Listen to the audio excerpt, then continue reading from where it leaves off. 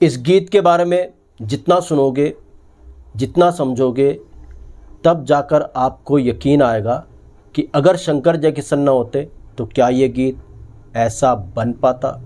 जी हाँ दोस्तों, मैं ऐसा क्यों कह रहा हूँ ये आपको इस किस्से में पता चलेगा। कौन सा ये गीत था और किस तरह से शंकर जयकिशन साहब ने इस गीत को बनाया, आज इसके बारे में बात करेंगे।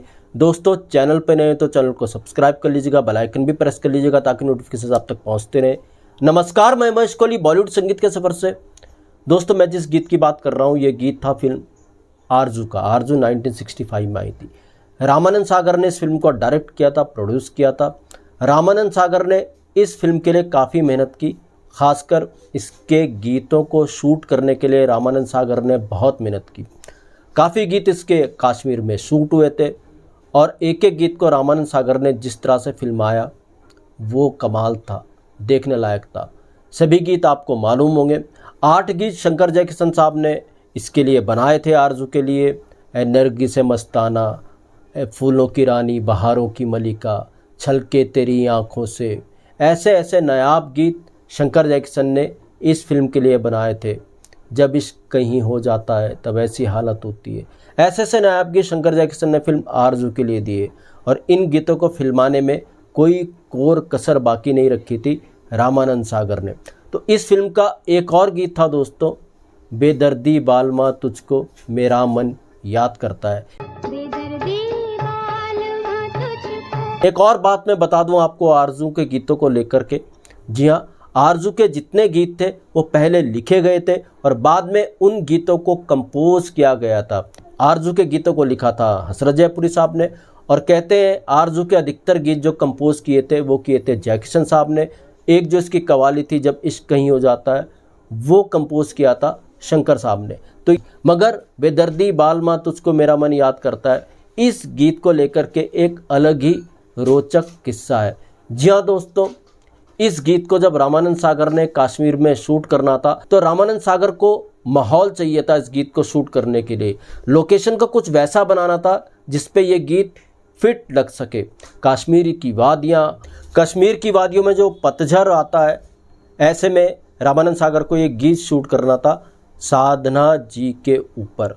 तो रामानंद सागर इंतज़ार कर रहे थे कब कश्मीर में पतझड़ हो, वो जो चनारों से पत्ते गिरते हैं ऐसा मौसम बने और तब वो जाकर के इस गीत को शूट करें। मगर मैं जो आपको किस्सा बता रहा हूँ तब तक ये गीत रिकॉर्ड नहीं हुआ था। जी हाँ, इस गीत की रिकॉर्डिंग से पहले हुआ क्या था दोस्तों, जब ये लिखा भी नहीं गया था तो रामानंद सागर इस तरह से इस गीत को शूट करना चाहते थे और कोई ऐसा गीत चाहते थे। एक सिचुएशन होती है कि नायक का आता पता नहीं उसको याद कर रही है कश्मीर की वादियों में और वो गीत गा रही है। तो ऐसी सिचुएशन पर ये गीत शूट होना था। तो उस गीत को शूट करने के लिए माहौल भी ऐसा चाहिए था, जैसे मैंने बताया वादियों में चनारों के पत्ते गिर रहे हैं, पतझड़ सा माहौल है। इस तरीके से रामानंद सागर को ये गीत शूट करना था। तो रामानंद सागर को एक ऐसा गीत लिखाना था जो ऐसी सिचुएशन पे शूट हो सके।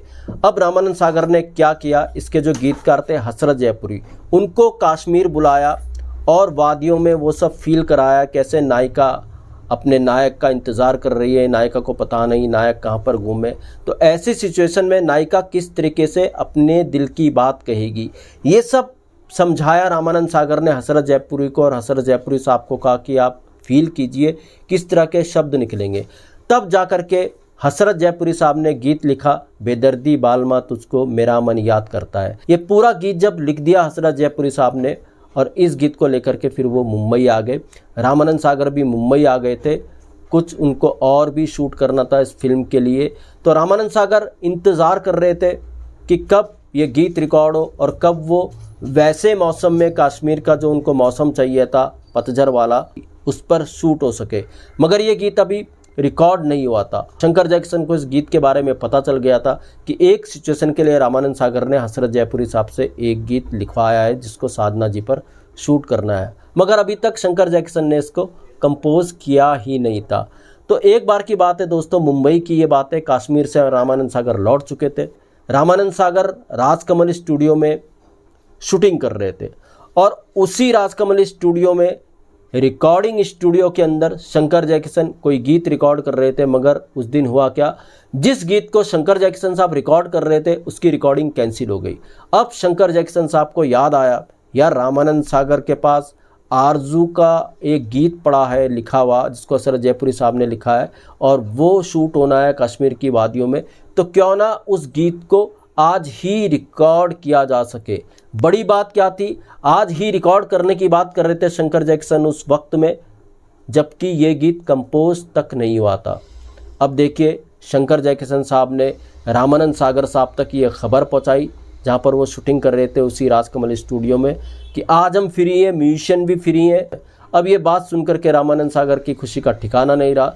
शंकर जयकिशन जैसे दिग्गज बिजी म्यूजिक डायरेक्टर उनको वक्त दे रहे हैं इस गीत को रिकॉर्ड करने के लिए, तो तुरंत रामानंद सागर ये गीत लेकर के बेदर्दी बालमा तो उसको मेरा मन याद करता है शंकर जयकिशन साहब के पास पहुँचे। शंकर जयकिशन साहब ने इस गीत को देखा, तो जयकिशन साहब ने जैसे इस गीत को पढ़ा वो एक टेबल बजाने लगे, और वहीं पर इस गीत की उन्होंने धुन को कंपोज किया। उसी वक्त में धुन कंपोज हो गई, लता जी को बुलाया गया, और फिर लता जी ने जब इस गीत को गाया तो, और जो लता जी ने वो आलाप लिया शुरुआत में इस गीत में, तो कमाल ही हो गया। सबको पता चल गया आगे ये गीत रिकॉर्ड कैसे होगा, मतलब बेहतर रिकॉर्ड होगा। सब खुश थे, सबको पता चल गया था लता जी के आलाप में वो कमाल था। तो शंकर जयकिशन ने इस गीत को ऑन द स्पॉट कंपोज किया और वहीं पर इसका म्यूजिक अरेंज किया, और लता जी से ये गीत पूरा का पूरा गवा दिया। लता जी ने बखूबी इस गीत को गाया, और ये गीत जब बना तो नायाब ये गीत था। खैर साहब, ये गीत रिकॉर्ड हो गया, और फिर वो वक्त भी आया जब रामानंद सागर को कश्मीर से खबर मिली कि आप जैसा मौसम चाहते हैं कश्मीर में वैसा मौसम आ गया है, आइए अपना गीत शूट कर लीजिए। रामानंद सागर पहले कश्मीर पहुंचे, फिर उन्होंने साधना जी को भी कश्मीर में बुलाया, और इस तरीके से फिर बेदर्दी बालमा तुझको मेरा मन याद करता है इस गीत को शूट किया। इस गीत की जिस तरह से शूटिंग की रामानंद सागर ने बताने की ज़रूरत नहीं है, आपने कई बार इस गीत को स्क्रीन पे देखा होगा।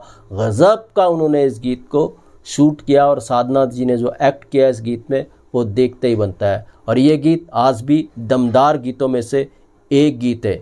जी हाँ दोस्तों, शंकर जयकिशन ने जैसे मैंने कहा 8 गीत रिकॉर्ड किए थे इस फिल्म के लिए, आरजू फिल्म के लिए, मगर जो अधिकतर गीत थे वो जयकिशन साहब ने ही कंपोज किए थे। एक गीत जो इसकी कवाली थी, जब इश्क कहीं हो जाता है, इसको शंकर साहब ने रिकॉर्ड किया था, और इसके पीछे भी छोटा सा एक किस्सा मैं बता दूं। इस गीत को शंकर साहब ने जब रिकॉर्ड किया था तो उस वक्त पे जयकिशन साहब मुंबई में नहीं थे, तो रामानंद सागर ने शंकर साहब को कहा यार जल्दी कंपोज कर दीजिए वो जो कवाली है। तब शंकर साहब ने उस कवाली को जब रिकॉर्ड किया तो रामानंद सागर से दुगनी तिगनी पेमेंट मांगी इस कवाली को कंपोज करने के लिए, जो रामानंद सागर ने हंसते हंसते शंकर साहब को दे दी, और शंकर साहब ने भी गज़ब की ये कवाली कंपोज की।